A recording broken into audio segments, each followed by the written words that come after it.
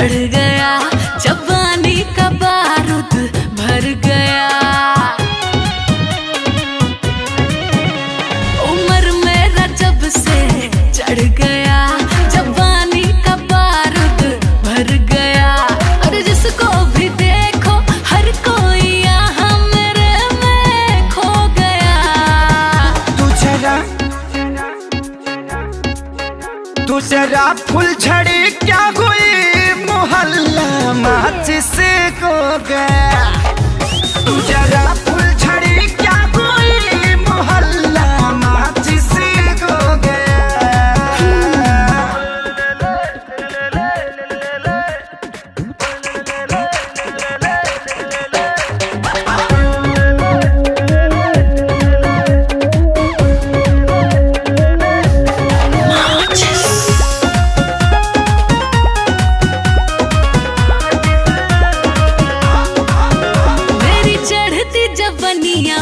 जैसे बिजली की वायर रे, टच करना ना मुझको, मैं हुस लगती फायर रे।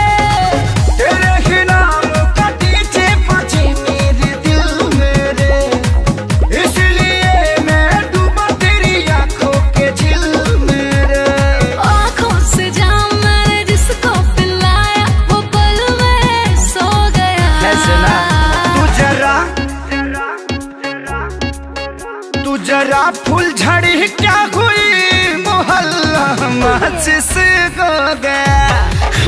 तू जरा फुलझड़ी क्या हुई, मोहल्ला माचिस को गया।